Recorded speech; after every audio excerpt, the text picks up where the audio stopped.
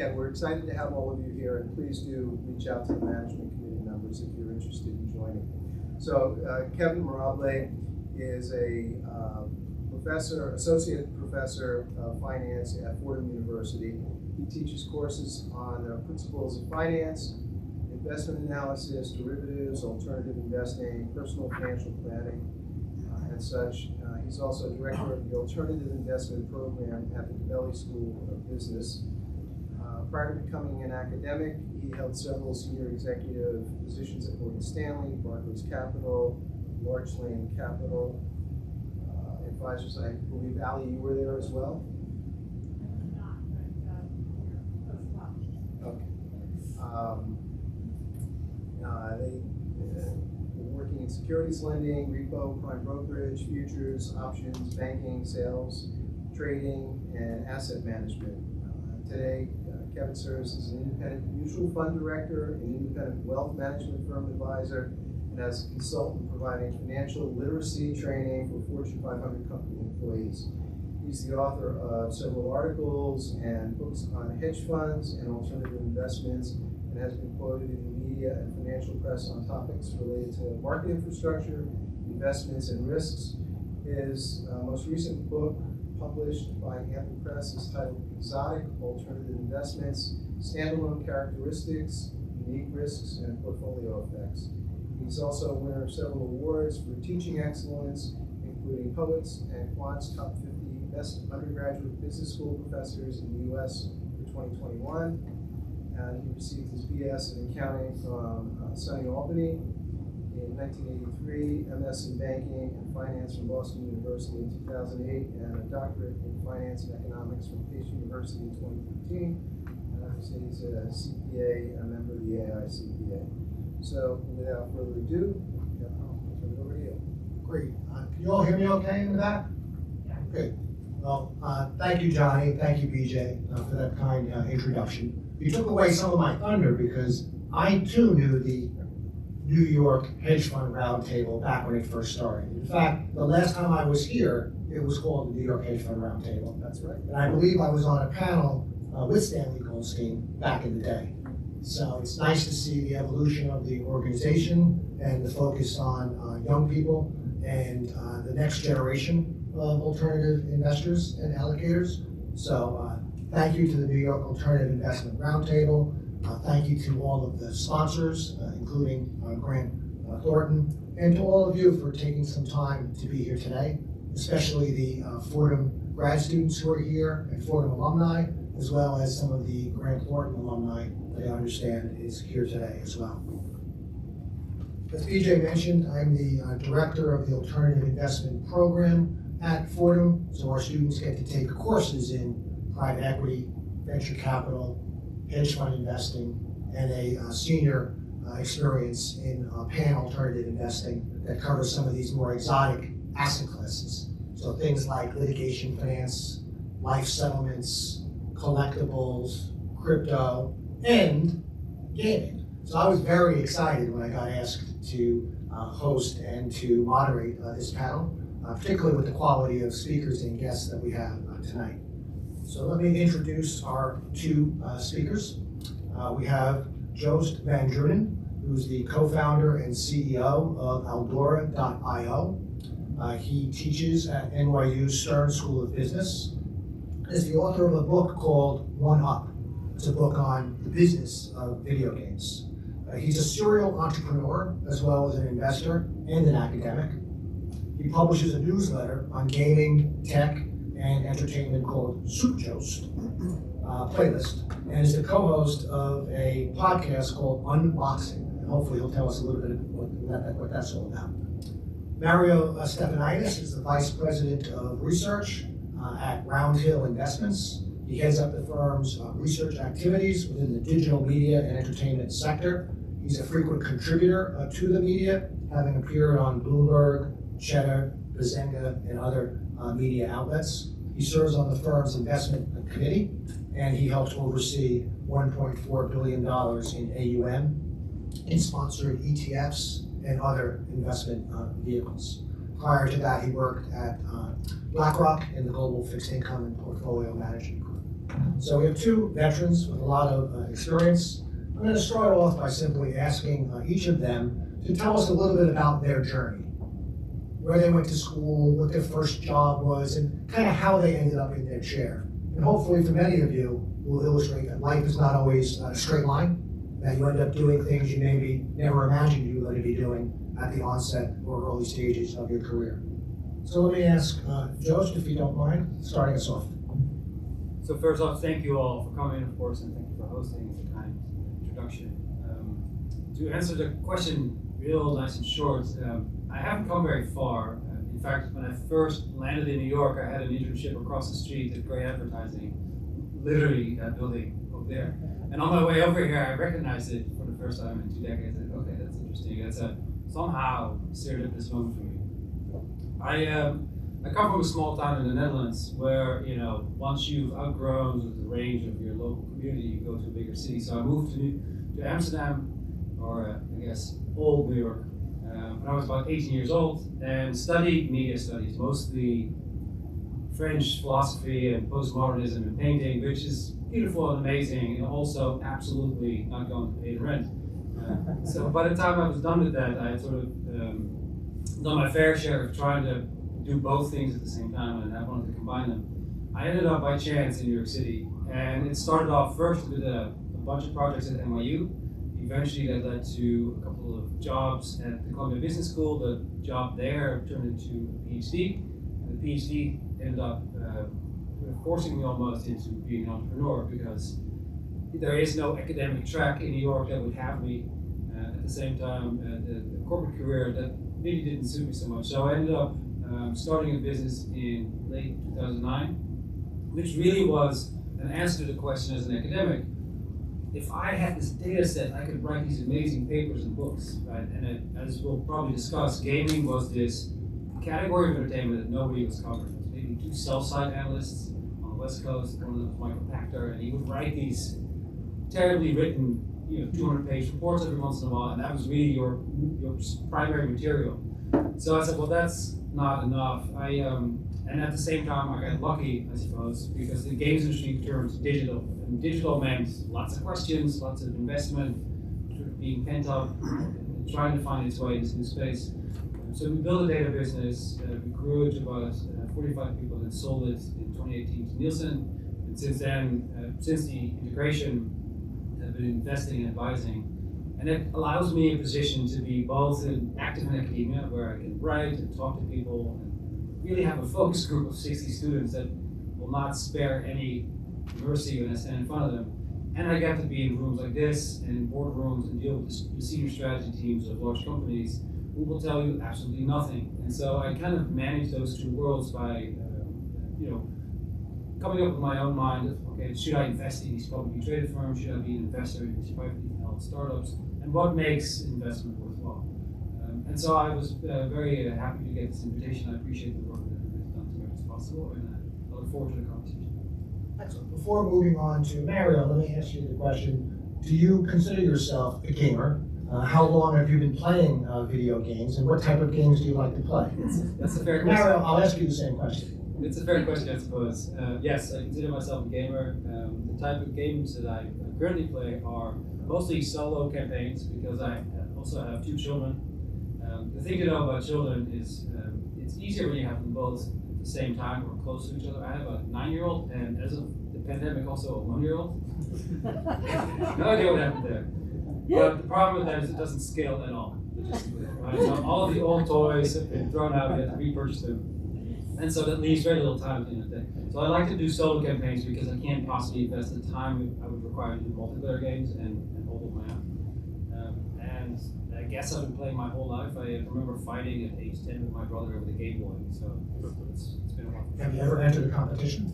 I've for fun I've done one, but I don't stand a chance. All right, Mario, why don't you tell us your story? Sure. So, my story is a lot shorter and less esteemed than Joost, but I'll give it a shot. So, I was born and raised in Queens, basically attended school in New York my whole life. And it was at Fordham, when I was 18, that I discovered this realm of ETFs and alternate fund wrappers to the traditional mutual fund complex. And I got really fascinated with the ETF industry. So when I graduated, I was looking for jobs in the sector, and I applied to a lot of ETF firms. Ended up getting a job at BlackRock's iShares division, which is out in San Francisco. So basically left the den for the first time and moved there for just over 3 years, working with bond ETFs. And it was really exciting to be in that industry because bond ETFs basically had to prove themselves. You had a lot of detractors. Carl Icahn is a big one that basically said that bond ETFs would implode when the next financial crisis came. But then in 2020, during the pandemic, the Fed turned to BlackRock to purchase bond ETFs to shore up liquidity in the system. So that was a great experience being there for just over 3 years. But then I wanted to take my ETF experience and merge it with my passion, which is gaming. So sorry for jumping the gun a little bit, as to whether I'm a gamer. But I started looking for ETF startups. I didn't have the capital to essentially create my own firm, but I wanted to do the most entrepreneurial thing I could without starting my own firm. So I found this firm called Roundhill Investments, which just had the 2 co-founders still, and about 200 million in assets across 2 ETFs. I joined as the first employee, actually, as an associate in 2020. And from there, kind of helped scale the business. Initially we were just investing in sports betting and gaming. We've since moved on to cannabis, the metaverse, digital infrastructure, to name a few. And yeah, the journey's just been incredible. We've grown the team to 7 people now. We reached a high watermark AUM of 1.4 billion. Yeah, it's kind of the closest I could get to, starting my own thing without actually doing it. And what is your favorite game? So my favorite game of all time is Super Mario 64. Platformer for the Nintendo 64. I think it's like a landmark defining title. My favorite game is now probably the Dark Souls franchise. I also play single player games, but increasingly I've started playing multiplayer games too because, I don't have, when I play a single player game, I want 100% it, and I just don't have the time to do that anymore. It's a lot easier for me to just jump into a multiplayer game and play 1 or 2 games and then just wrap up my session. Joost, why do you think gaming is so popular? And what are maybe some of the mega trends that are driving increased participation in gaming across many different age groups and demographics? Yeah, it's an excellent question. It's the popularization of interactive entertainment, or how games became a big deal, really had to do with, of course, digitalization. Things became more easily distributed, and as a result, there was a wider range of revenue models that we could build around it. But it was also, I think, a sort of overcoming the mental inertia that we saw in the games industry for a long time. Gaming inherently is a very risky business, and so therefore, any leadership team will be very risk averse. So for the longest time, really since the late 90s, you would have game executives trying to de-risk their business as much as they could, and therefore only focus on a very narrow category of content for a very narrow demographic. Digitalization allowed them to revisit those ideas and say, oh, look at that. There's different age groups, but also different groups of people entirely that play games. And so casual games and mobile games started to appeal to a much more mainstream audience, purely because it was just this blue ocean, using cliche. So digitalization made that possible. There's also this sort of change in mindset. Since then, of course, gaming starts to really speak to a much broader set of entertainment categories. It becomes the center of the flywheel for a lot of these game companies, where, say, a platform or an engine producer like Epic Games, they really make their money with their title Fortnite, but they use it to fund other activities and start a store and so on. So it's the rise of popularity, the rise of consumers in the games industry came from those moments in the industry, where you could find those technological innovations and you find this shift in people's thinking about it.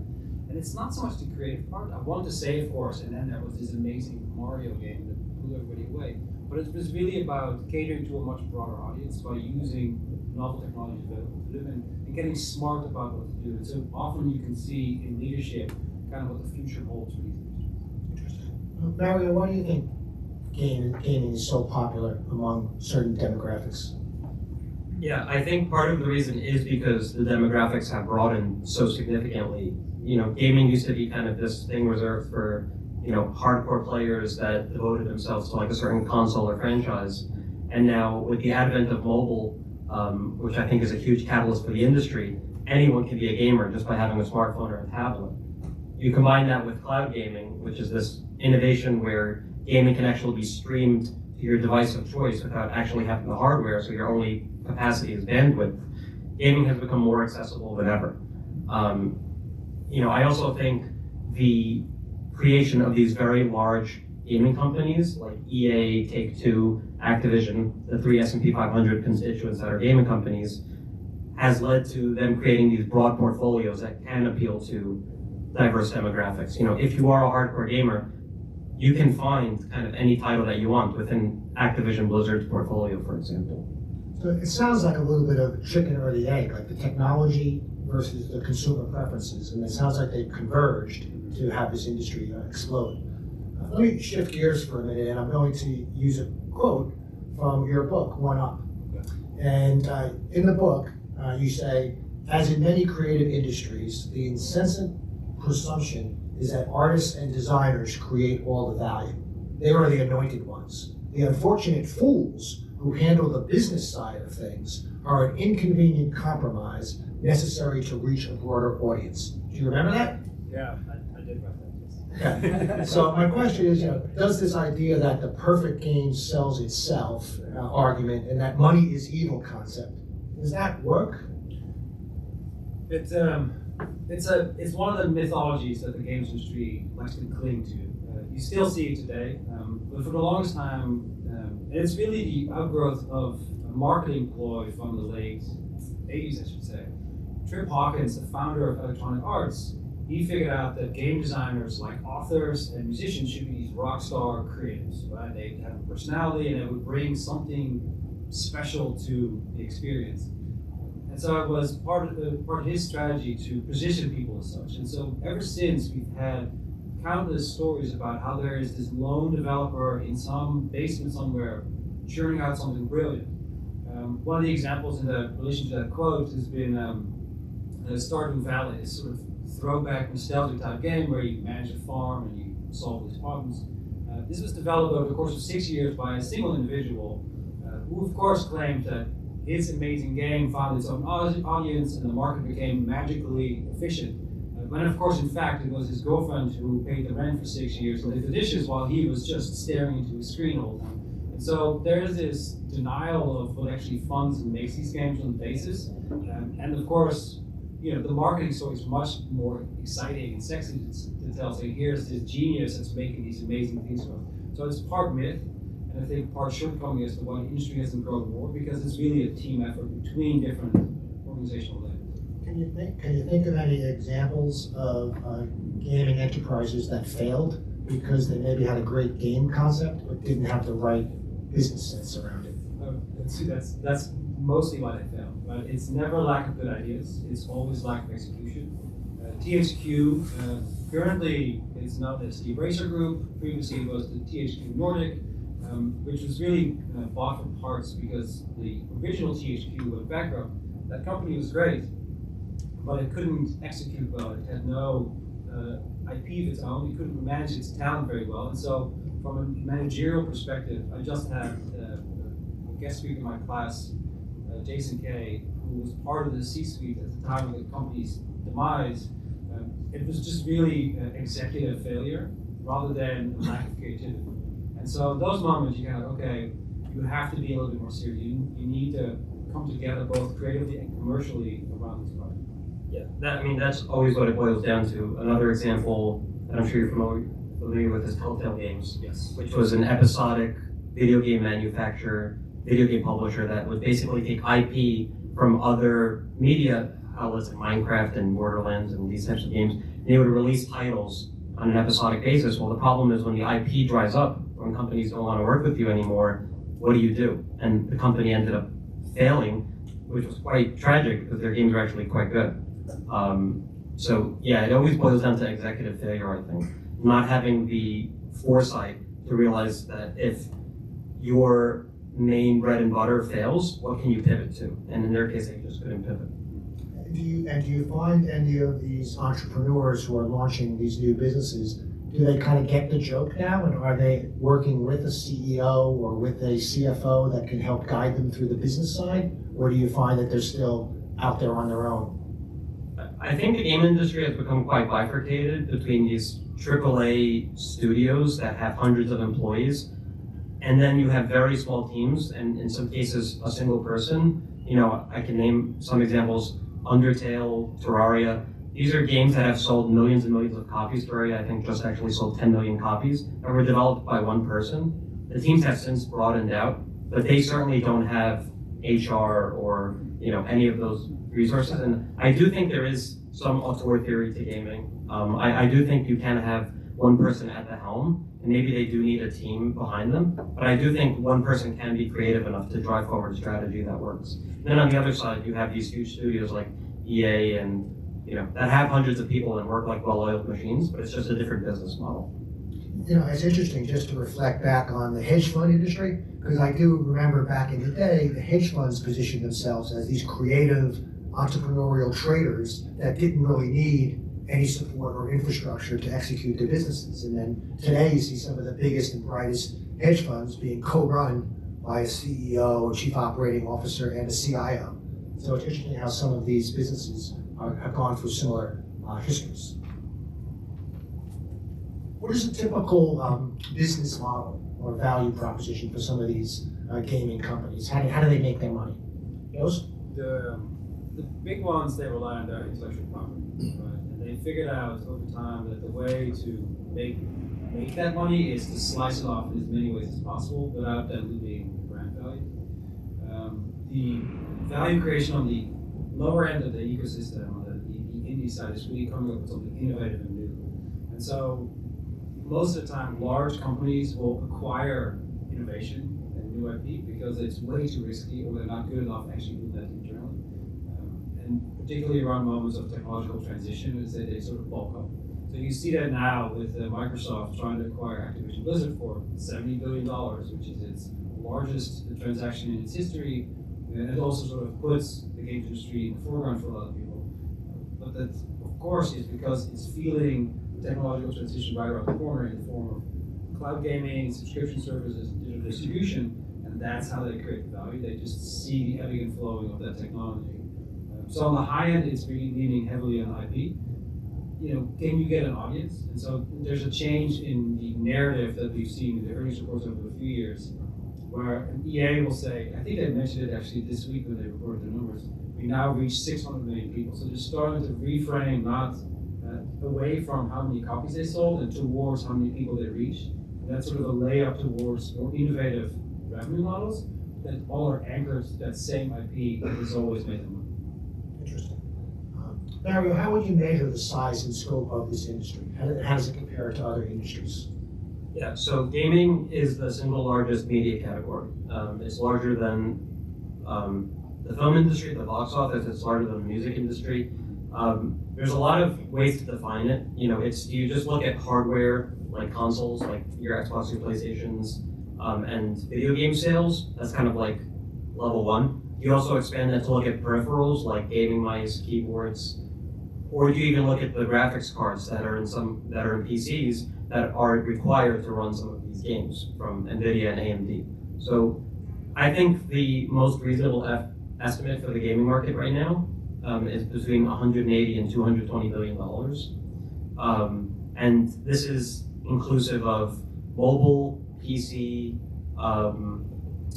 you can game now on your smart TV as well, console. You have a lot of different ways to access gaming now, which is part of the reason why the CAGR over the last few years has been so large. I think another way to look at the market as well is from a regional perspective. So kind of a sum of parts with North America, Asia Pacific, Europe. The United States is neck and neck with China in terms of the largest gaming market from a revenue perspective, about $50 billion in revenue annually.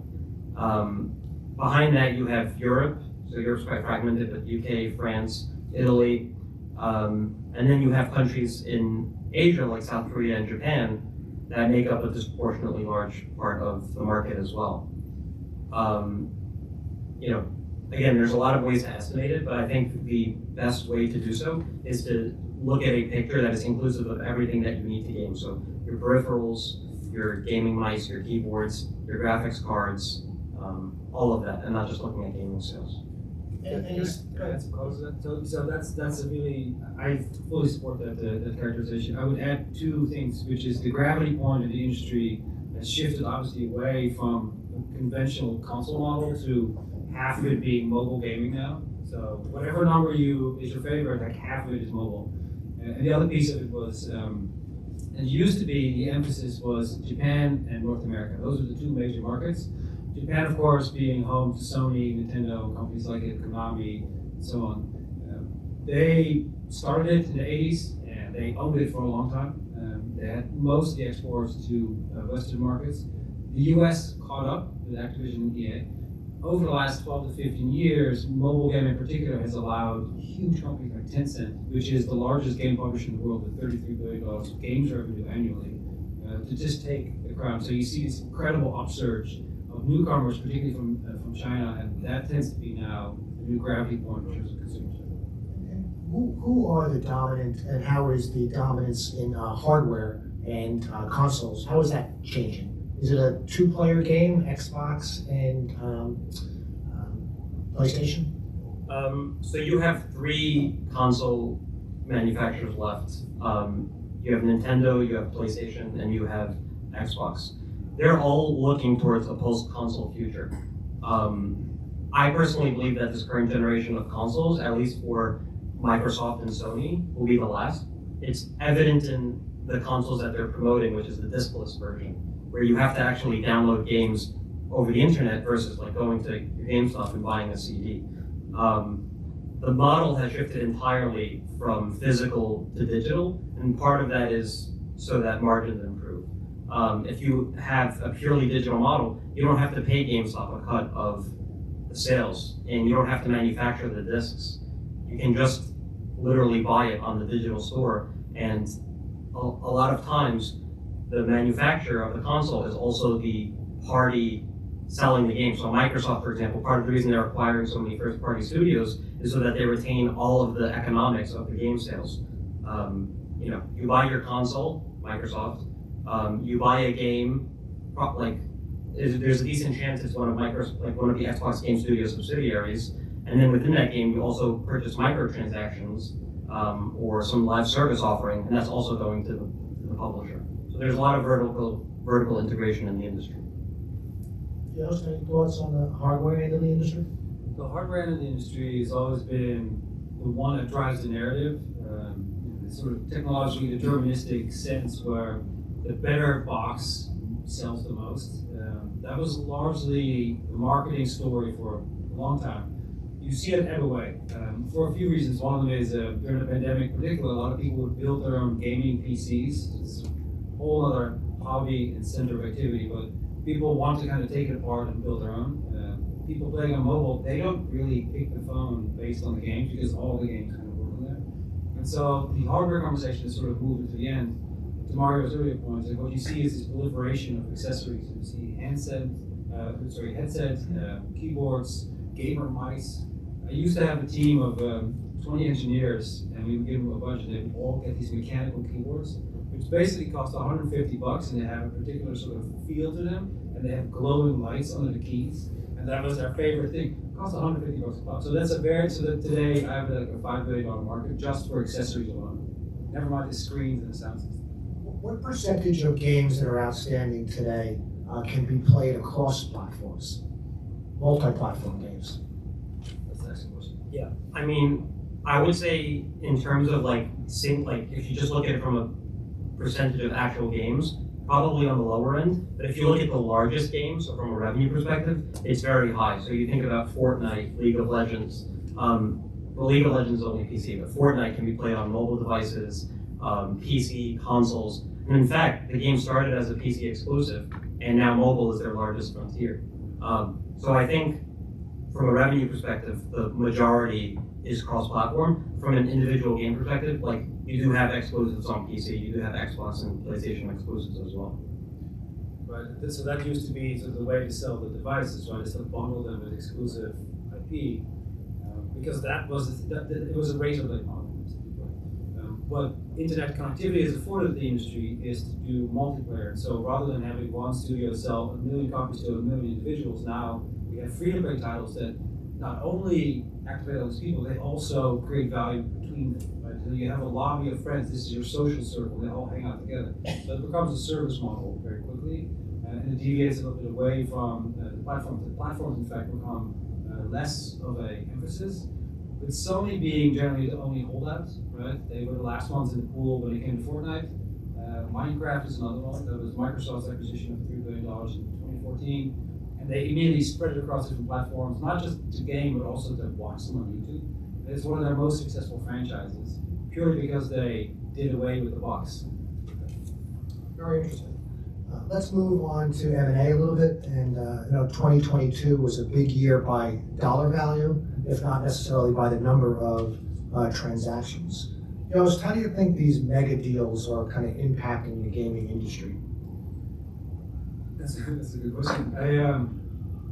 So I guess starting from the top, the big one, Microsoft and Activision, I think it is a necessity for Microsoft to have unique IP to drive adoption of a subscription service, Game Pass. Just like Netflix and HBO do it in their own rights, just like Spotify tries to, of course, have original content out there, podcasts and so on. It really makes a lot of sense for these companies to have a very integrated portfolio of content to go with whatever service or distribution model that they provide. You see that also represented in the slightly smaller, but still very large acquisitions, so say Zynga by Take-Two, a $13 billion purchase, which is the largest by far for Take-Two in its history. And it's also a weird one because Take-Two had some mobile activity, but they certainly weren't catering to casual audiences. So you see this spread of who they're trying to reach, replicating effectively the model that we saw in 2015 with Activision when they acquired King Digital. Here's these hardcore game companies that focus on this very narrow defined demographic, and now all of a sudden they want to make games for everyone. And so they get these cutesy gem swapping little games on there. They fill out the sort of pie chart of audience segmentation. So I think what everybody's trying to do is to cover all the bases as they sort of winterize themselves for the next transition in technology. Excellent. Along with M&A comes regulation. Mario, what are your thoughts on the regulatory landscape, and why does it take so long for the Microsoft Activision deal to get approved? Yeah, so this is something that has been a focus area of mine, and it's a really long story, but I think basically, so you have regulatory scrutiny in two areas primarily, China and the United States.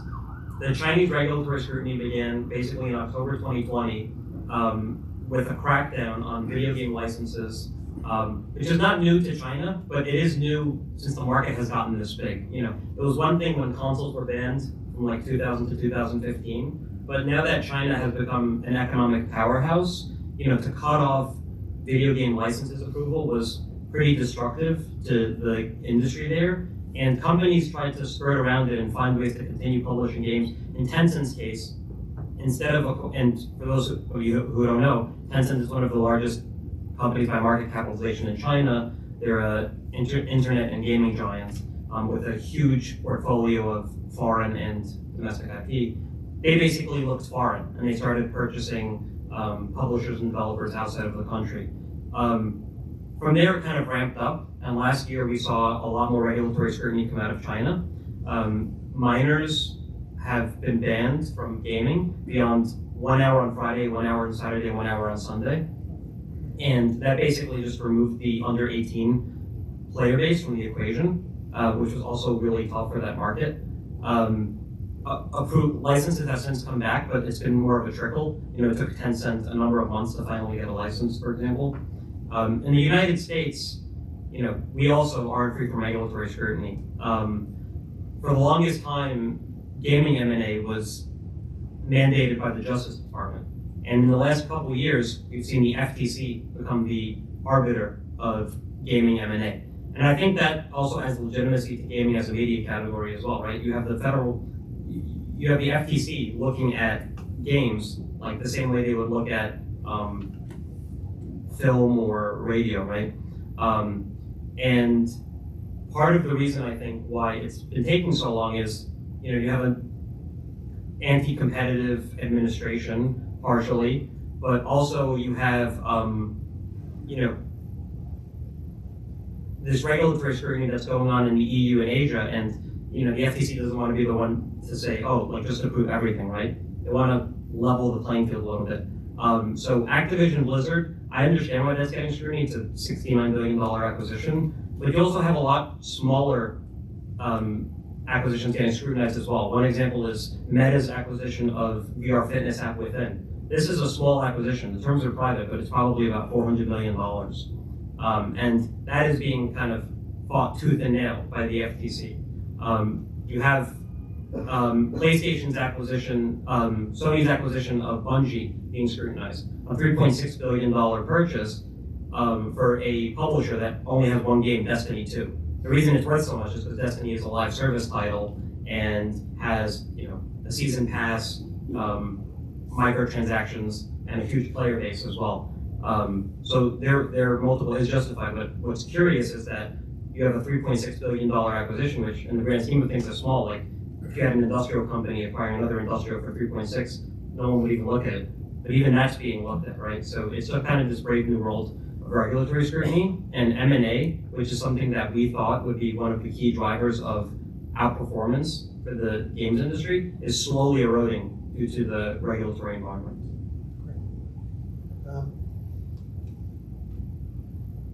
What about valuations, public or private?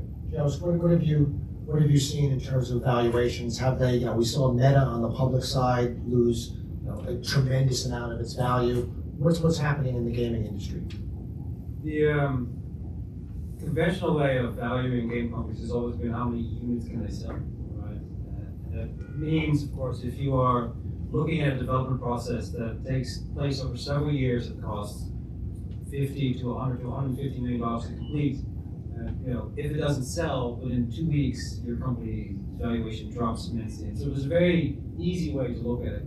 With a live service model where we have ongoing subscription revenue, where we have all of a sudden revenue becomes more stable, and now it's a matter of retaining your customer base. And so you look at different components of it. You look at, for instance, macroeconomic trends like Apple changing its policies around the IDFA, making it much harder to target people in the Apple ecosystem, which of course negatively impacts all the game companies because now they're having a harder time spending, getting people to spend, and their marketing costs go up.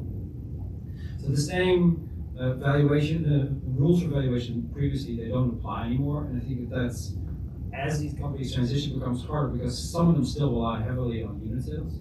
Some of them still do these deals with Sony and Microsoft saying, we'll bundle our game with your platform, when really they should be moving on. So the best example of that is, ask me 15 years ago how you would value Take-Two when it was all in on unit sales, and it made $1 billion within 3 days selling Grand Theft Auto 5.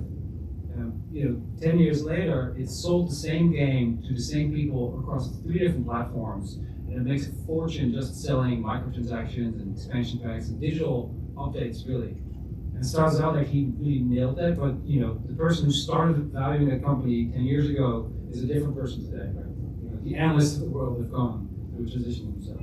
Hey, Mario, a lot of your portfolio are in public companies. What kind of valuations have you seen? How have they changed this year?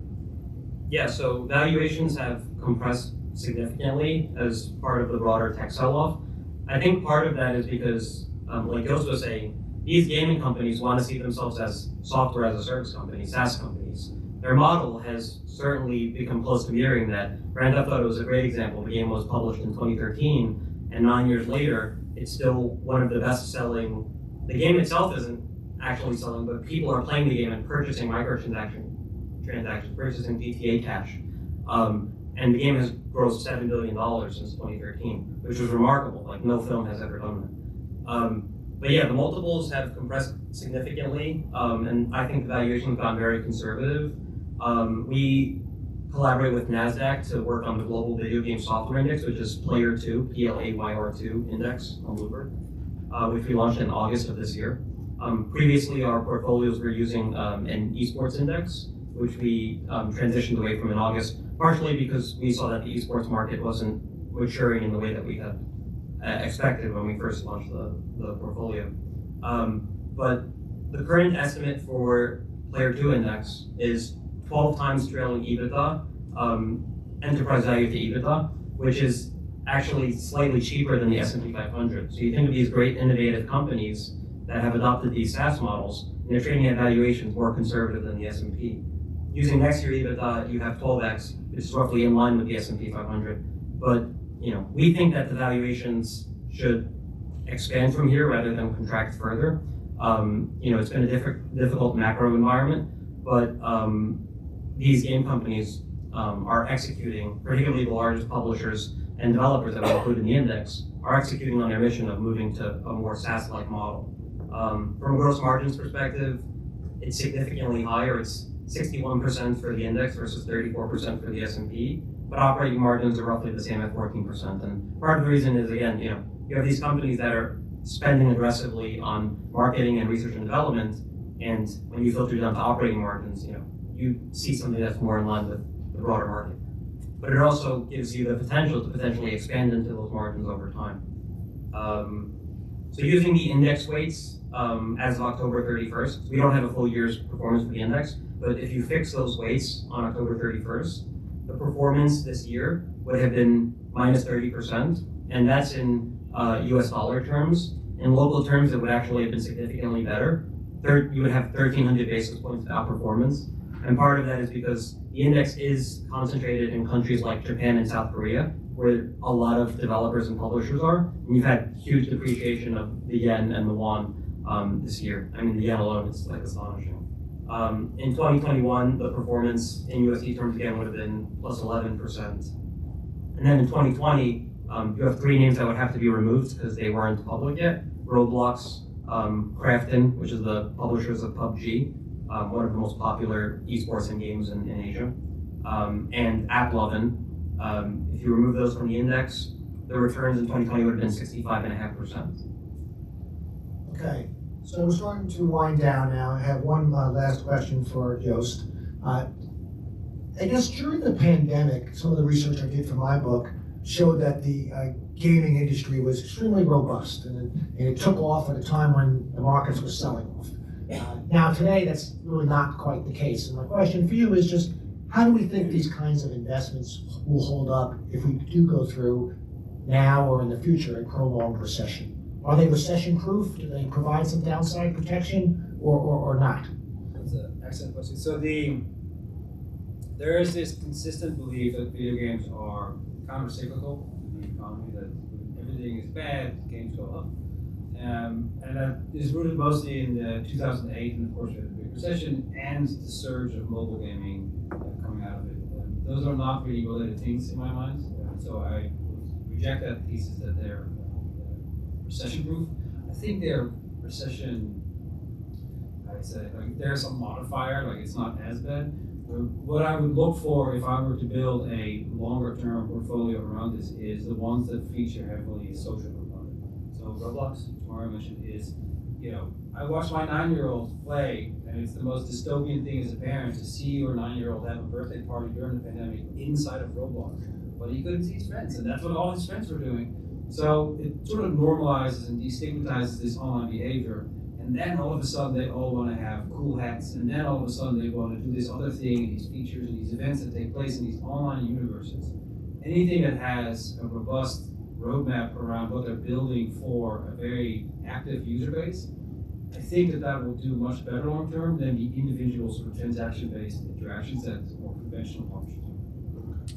Mario, any final thoughts on kind of asset allocation and how much people should have in this space and kind of expectation for correlations to the broader market? Yeah, so I think, you have the broader market, and then you have technology, and I think certainly now with how gaming has evolved, it should be considered a subsector of software if you look at the broader industry as a whole. In terms of a percent allocation, I can't make any recommendations on how much you should hold, but gaming, I think, certainly is going to be more volatile than the broader market, but perhaps less volatile than your traditional SaaS companies partially as a result of that network effect that Joost was mentioning. Roblox, for example, is remarkable. They have almost 60 million active users playing the platform every day. It's become transformational with the improvement in bandwidth speeds, with people's access to mobile devices and being able to game from the cloud. What will, I think, start to hurt these companies like Roblox is, if the ad market falls off. So Roblox has sort of a monetization problem in that the majority of their users are in the 9 to 12 years old demographic, which you can't really advertise to. They're growing the older demographic quite well, actually. But the brand partnerships, so if you're a brand like Chipotle or Nike, for example, you can work with Roblox to create a sponsored world in the platform and have people visit it and even offer promotions for your physical retail stores. In a recession, I think marketing spend is one of the first things to fall off. So you will have, some effect, and I agree that it's definitely not counter-cyclical. Great, thank you. So at this point, we'll open up to questions. Thank you.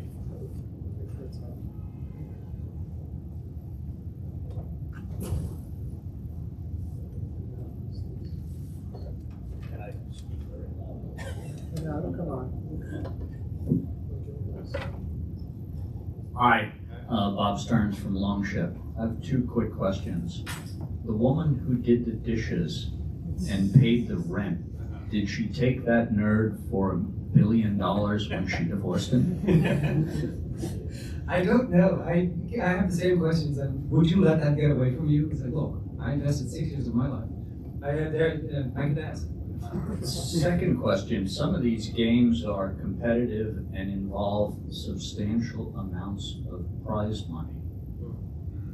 What are the numbers? I mean, they're really huge.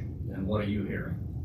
Yeah, so it's not every game, it's select games. The one that immediately comes to mind is Dota 2, which is one of my favorite games. That's my Yeah, but they have this annual tournament called the International. The TI-11 just wrapped up like a week ago, actually. But these tournaments are massive. The way they work is you purchase a battle pass in the game that lasts for the duration of the tournament, and you get like exclusive cosmetic items for your character, but the game is entirely free. You don't even have to pay to unlock new characters. They call them heroes. But entirely cosmetic based. Valve, the publisher of the game, keeps 75% of that money. 25% goes to the prize pool. And the iteration of the International that happened last year had a $40 million prize pool, right? So you think about how much Valve made from that $120 million. If everything went to the prize pool, it would have been a lot larger, right? Other games like League of Legends, Fortnite, they also have large prize pools. I think Fortnite's World Tournament a couple years ago was like $10 million.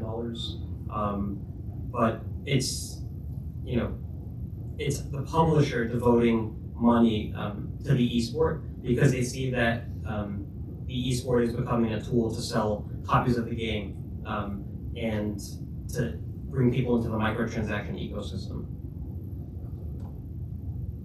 One of the things I was surprised to find out was that 4 of the top 10 most viewed entertainment events, so things like the Game 7 of the World Series or the Super Bowl, 4 of the top 10 were esporting tournaments.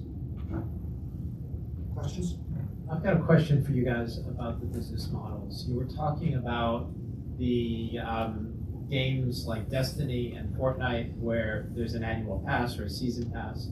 The other side of that might be God of War where you basically pay one fee and a little bit of merchandise, but it's pretty much you're paying in once and you get the game. Very traditional model.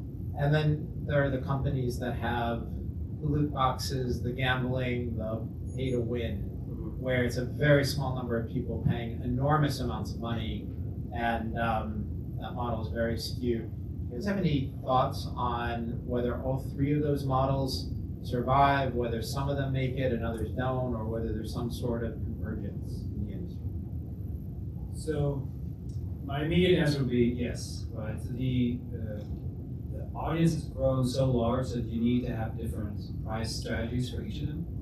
What works for a free-to-play title like Fortnite is, of course, the fact that if you like the game enough, then you'll want to have the Velvet Rope access, which is the battle pass.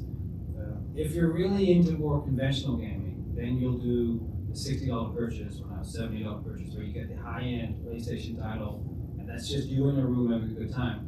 And then the microtransaction model, that's a little bit more pay-as-you-go, particularly on mobile. So a game like Candy Crush monetizes very, very low, but it ends up converting those people to like incidental purchases, which is better than nothing, right? In some cases, like there doesn't have to be a huge social layer there. They can still facilitate and monetize that audience.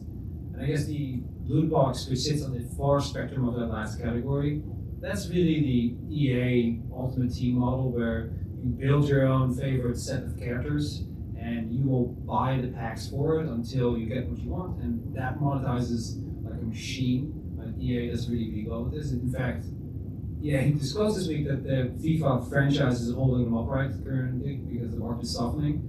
And that's really for the die-hard fans, people that really want to have an extra experience. And so making all those different customers happy requires different pricing mechanisms.